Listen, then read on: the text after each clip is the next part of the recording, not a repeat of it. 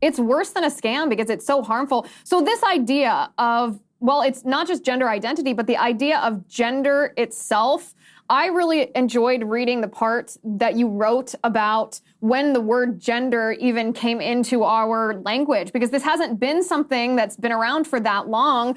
It kind of validated the feelings that I've had that we shouldn't be using the word gender at all, that even though we use it as an equivalent to sex, that we should discard gender entirely and just say sex. But talk to me about that, where that came from, and who basically invented this ideology. Yeah.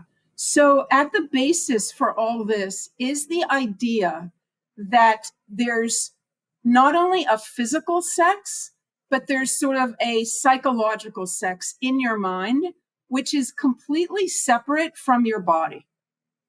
And this idea was the brainchild of John Money, and he came up with it in around 1957.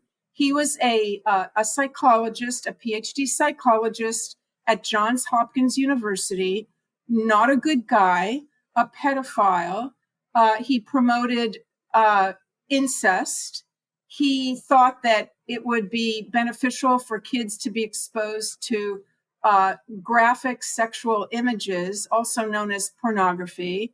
Not a good guy, a very troubled human being. And he came up with this idea that, like I said, there's the sex of the body, and then there's the sex of the brain. And he wanted, it was his life goal to prove this theory and to prove that the psychological sex that we have takes precedence over our physical sex.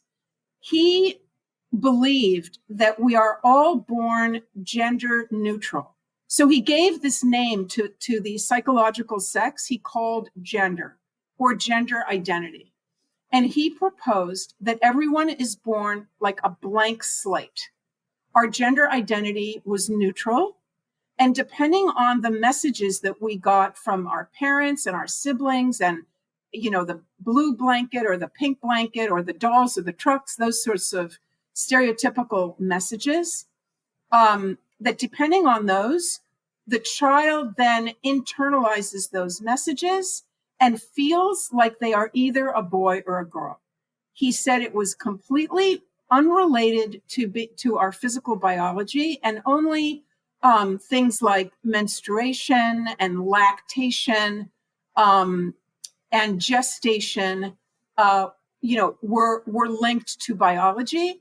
Everything else, he said, is a social construct. It is imposed on the child by society. Now, he wanted more than anything to prove this, and the way that he never really proved it, but he exploited a family in a very tragic situation as pawns in his research. There was a family that came from Winnipeg, Canada, a young blue-collar family. They gave birth to twin boys. The boys were fine, but when they went for a circumcision, the first one was irreparably damaged. The equipment that was being used by mistake burnt off his penis. And so the parents were left with this little boy with no penis. They heard about John Money, who, by the way, was a very impressive, his whole demeanor was that of the professor, the expert, the intelligent researcher, the Johns Hopkins expert. And so that made a huge impression on the parents of this little boy. This is the story, of course, of the Reamer twins. Some of the people in your audience may have heard of this. Very, very important that they learn more about this terrible experiment that was done on those kids. What happened is that the parents sought out his expertise. They felt that he was like a god. That's how they looked up to him. John Money said to them, just take this little boy and raise him as a girl. We'll give him some surgery. You'll change his name. You'll put him in a pink dress, and you will treat him forever as a girl, and you will never, ever tell him that he was born a boy. So they went home and they did that. And they started raising this little boy as a girl. Now,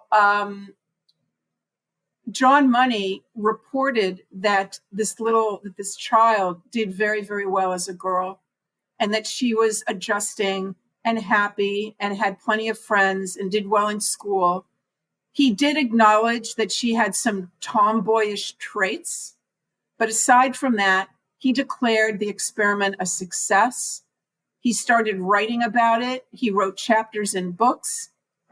He spoke about it publicly, both to professional groups and to the public. And he was just catapulted into a position of fame because of this experiment with the twins. I mean, if you can imagine, this was a time when there was a great debate going on in society of what has the greater influence, nurture or nature? Is it our environment that causes us to be how we are, or is our genetics? Now, of course, now we know that it's a combination. But back then, John Money's research was saying that it's all nurture. It's all the way we raise our kids that's going to determine how they are as adults. So this was absolutely huge. He got 25 years of continuous funding, and he was a superstar, a total superstar. Now, getting back to the family, what really happened was that this little girl was absolutely miserable. Never accepted, the feminine interests and clothing and toys that were being foisted on her by her parents and by everybody else.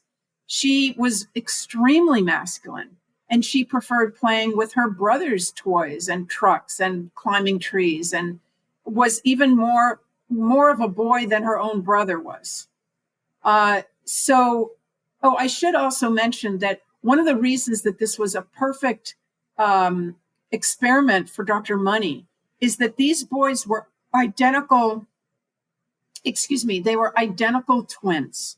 So they had the same genetics, and they were then going to be raised in the same household, same parents. So it really was a perfect setup for John Money. Hi guys, it's Liz Wheeler. Don't forget to watch my show, The Liz Wheeler Show, every night at 7 p.m. on the First TV. You can download the free First TV app, or you can visit thefirsttv.com/Liz and start watching today.